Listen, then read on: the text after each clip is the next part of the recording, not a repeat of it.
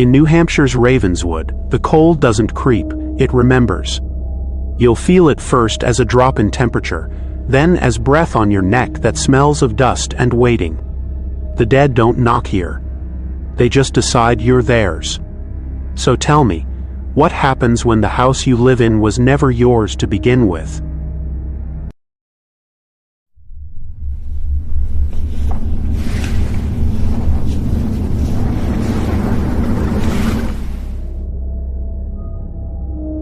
My name is Caleb.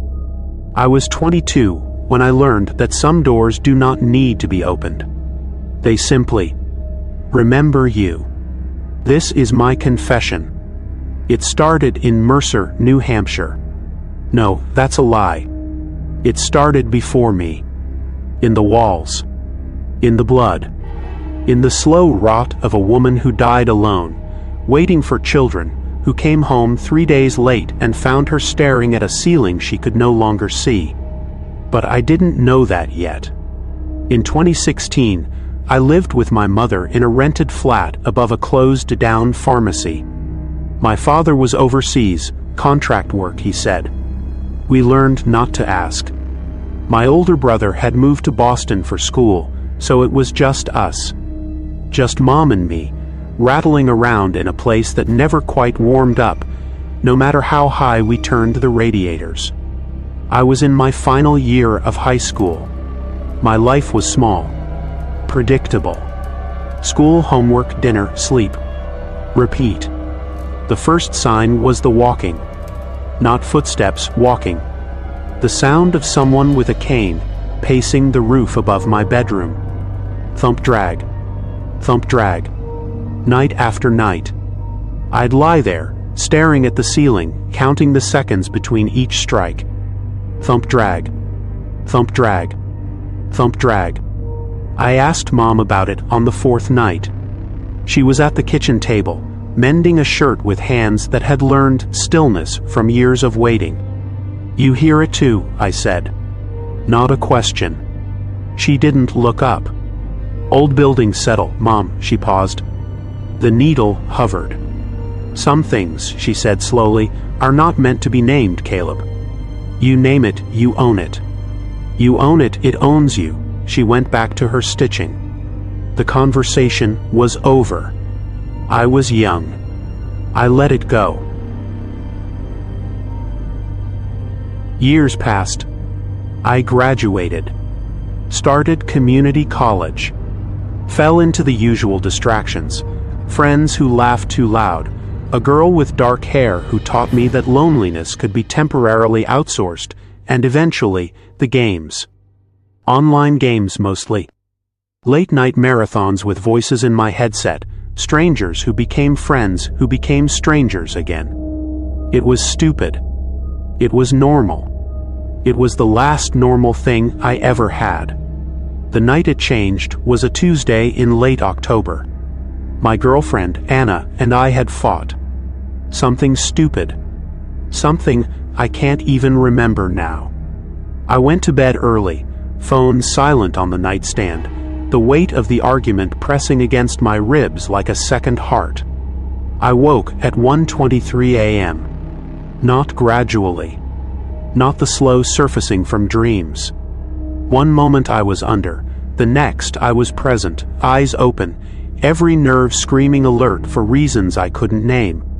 My throat was sandpaper. I reached for the water bottle on the floor.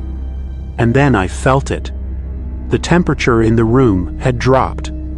Not a draft, a descent. As if someone had opened a door into January. I drank. My hand shook. That's when I saw the light. It came through the crack in my bedroom door. White. Thin. Wrong. It moved like water, flowing, searching, alive. It pooled on my floor, and as it touched the wood, the door shuddered in its frame. I didn't breathe. I lay back down, pulled the blanket over my face. Every instinct screamed hide, hide, hide, but hiding requires not being seen, and I already knew with the certainty of prey that I had been seen. I heard it approach. Footsteps. Slow. deliberate. The whisper of fabric against air, and then breathing, right next to my ear. Ragged, wet, old. Something touched my pillow. Fingers, long, gentle. They traced the edge of the fabric, searching for the opening, searching for me. I screamed for my mother. The touch vanished. The light vanished. Mom burst in, flicked the switch, and found me drenched in sweat, clawing at the blankets, babbling about a woman, a hand, the cold. She held me, rocked me, told me it was just a nightmare. But I saw her face when she looked toward the corner of my room. I saw her see nothing, and relax in a way that meant she had been afraid of seeing something. After that night, the house became porous. Utensils clattered in the kitchen when no one was there. Footsteps ran across the roof in spiraling patterns, like children playing chase. Knocks came at the front door, 3 sharp raps always, and opened to empty night. And the dreams. In the dreams, my mother stood at the foot of my bed. But her face was wrong, too smooth, too still, like a photograph trying to be a person. She would walk toward me, slow and smiling, and place her hands around my throat. I always woke choking. We lasted 3 more weeks. Mom started asking questions. Quietly. To neighbors who looked away.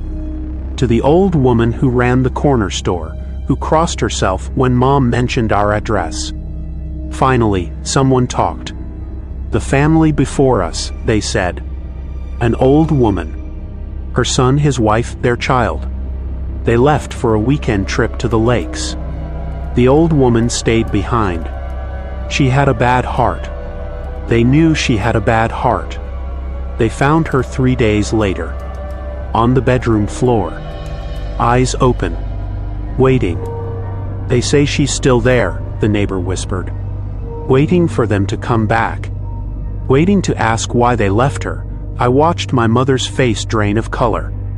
Watched her hands grip the counter like it was the only solid thing in a world that had suddenly become water. We packed that night. We went to my father's place, a village called Ravenswood, deep in the woods of northern New Hampshire. He'd built a house there after retiring, a fresh start, he called it, a place to heal. The house sat at the edge of a forest so dense it seemed to drink light. 40 meters of yard, then the trees. And beyond the trees, a clearing I didn't ask about. I didn't have to. I saw the smoke from the burning grounds. The locals used them still. Old ways. Old fears. The first night, I heard the walking again. Thump-drag. Thump-drag. But this time it was running. The internet at my father's house was useless, too far from any tower.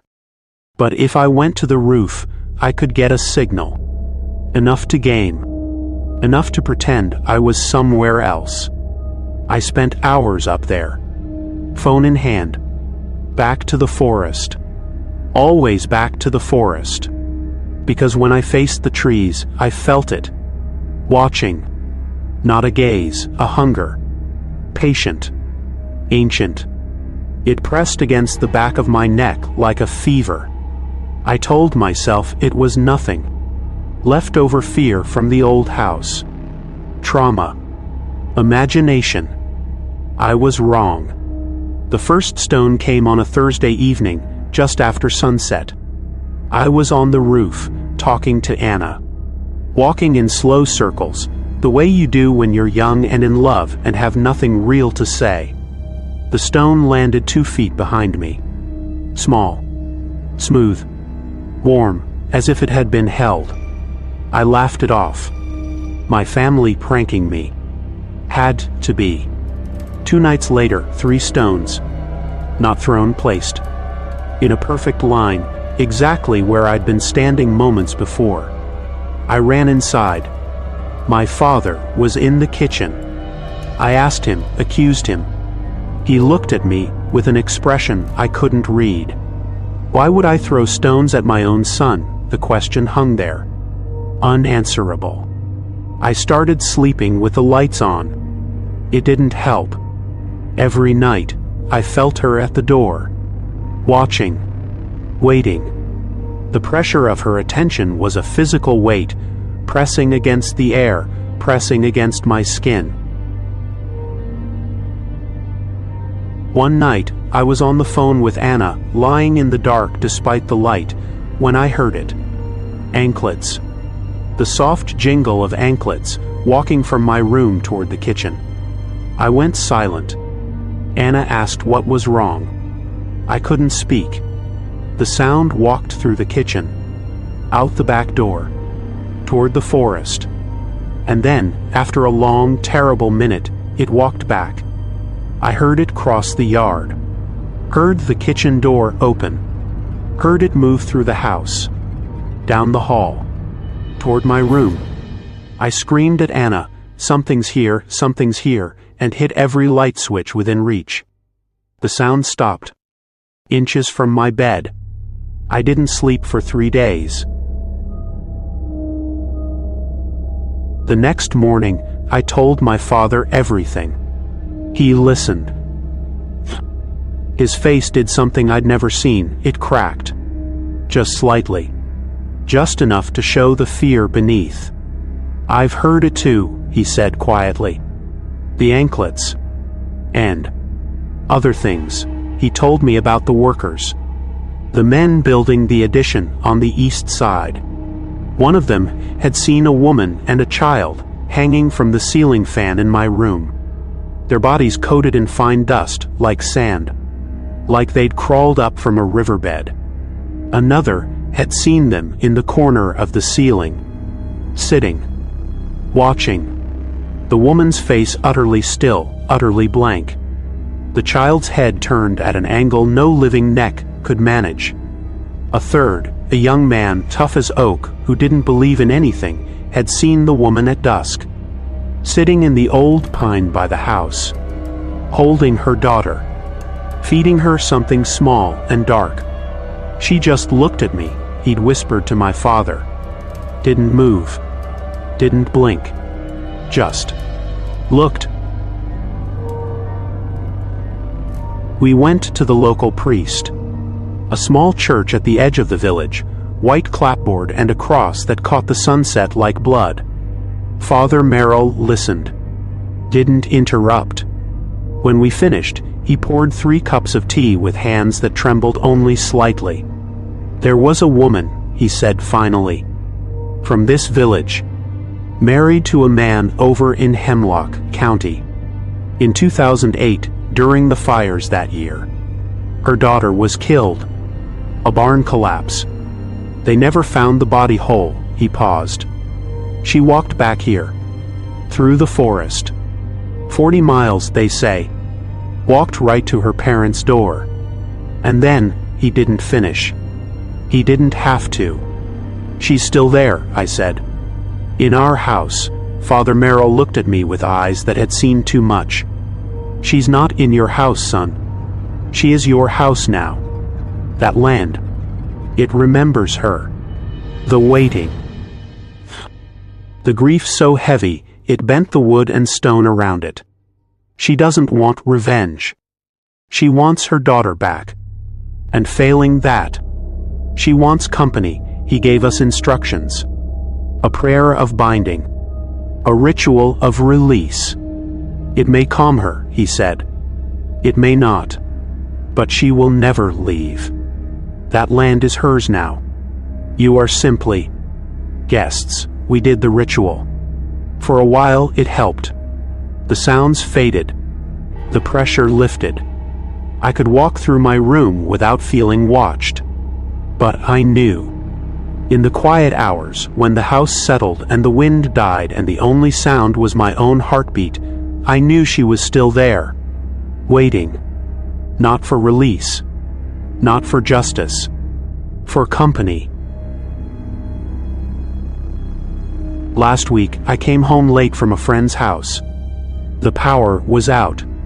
Not the whole village, just our home. I stood in the doorway, staring into absolute dark. And from the darkness, I heard it. Anklets. Jingle. Jingle. Jingle. They walked through the kitchen, through the hall, toward my room. And then a voice. Not one voice. Two. Woven together like braided rope. A woman and a child, speaking as one. We remember you, Caleb. We remember the stones. We remember the roof. We remember your mother's hands, your father's fear, your girlfriend's voice on the phone when you told her something was here. A pause. The sound of breathing. Wet. Ragged. Close. We have been waiting. We are always waiting. But not anymore. The dark pressed closer. Come find us, Caleb. In the trees. In the clearing. In the place where the smoke rises. We saved you a space. Mother and daughter. And now you.